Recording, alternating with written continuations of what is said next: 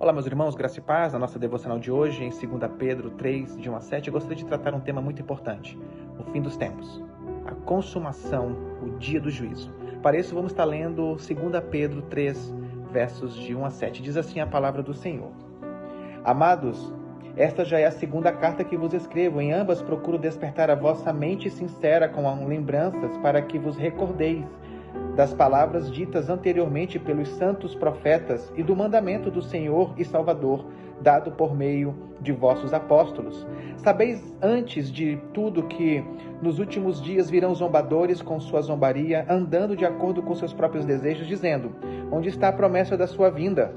Porque desde que os pais morreram, todas as coisas permanecem como desde o princípio da criação. Pois de propósito ignoram que desde a antiguidade, pela palavra de Deus existiram os céus e a terra, e esta foi tirada da água e através da água. Foi pelas águas que o mundo daquela época foi destruído pelo dilúvio. Mas, pela mesma palavra, os céus e a terra de agora têm sido guardados para o fogo, reservados para o dia do juízo e da destruição dos homens ímpios. Irmãos, o apóstolo Pedro, nessa última parte da sua carta, vem com uma exortação. Ele queria despertar a lembrança e para que aqueles irmãos que eram os alvos dessa segunda carta pudessem se recordar das palavras dos profetas e dos apóstolos sobre o fim dos tempos, ou sobre o juízo final que nós chamamos de consumação. Nos versos 1 e 2, o apóstolo Pedro, ele quer nos mostrar que essa exortação é para a igreja, tem um público-alvo, é para o povo da aliança, são para os filhos de Deus. Os ímpios, eles não entendem essa palavra, a palavra de Deus.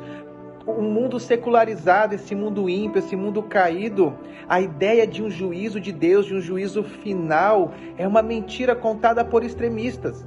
Por isso que o apóstolo Pedro, ele escreve para a igreja, para nos despertar a lembrança e para nos recordar das palavras anteriormente ditas pelos profetas e apóstolos da parte do nosso Senhor Jesus Cristo. Não pela parte desses profetas e apóstolos de hoje, desses falsos profetas e falsos apóstolos, mas aquilo que ficou escrito como regra de fé e prática para a igreja de todos os tempos. Já nos versos de 3 a 6, o apóstolo Pedro nos mostra quem não irá crer na mensagem do evangelho. E pior, irmãos, esse grupo, essa massa de réprobos, não só se manterão incrédulos, mas irão zombar, escarnecer, perseguir, querer envergonhar a nossa fé. Esses ímpios preferirão viver na carne, nos seus desejos e pecados, ao invés de se arrependerem. Pedro fala que eles preferiram ignorar a realidade de um juízo final e de um apocalipse que já havia sucedido antes. Deus já trouxe consumação no final. Deus já trouxe consumação no passado. No passado, o dilúvio foi o dia do juízo de Deus.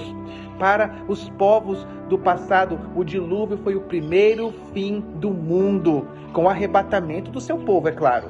Aqui podemos ver o seguinte: a história nos mostra que um fim já aconteceu. Porém, irmãos, Deus ele poupou Noé e sua família como uma tipologia do arrebatamento, os colocando dentro da arca. Aquela igreja, aquela arca foi uma tipologia daquilo que Cristo iria verdadeiramente fazer com a sua igreja quando vier o grande dia final, o último, o grandão. E em meio à tribulação que Noé e sua família enfrentaram, Deus os colocou dentro da arca e os poupou da morte. Irmãos, porém, esses versos nos mostram o seguinte: os ímpios, os réprobos, irão se manter incrédulos. Eles não só zombarão da nossa fé, como também eles irão querer nos envergonhar com essa frase que muitos crentes já ouviram. Onde está essa promessa? Todo mundo diz que Jesus vai voltar, ele nunca voltou. A minha bisavó falava, minha avó falava, meus pais falam. Mas cadê? Sabe, qual crente que nunca ouviu essa frase de escárnio? Mas o dia dele está guardado, está separado.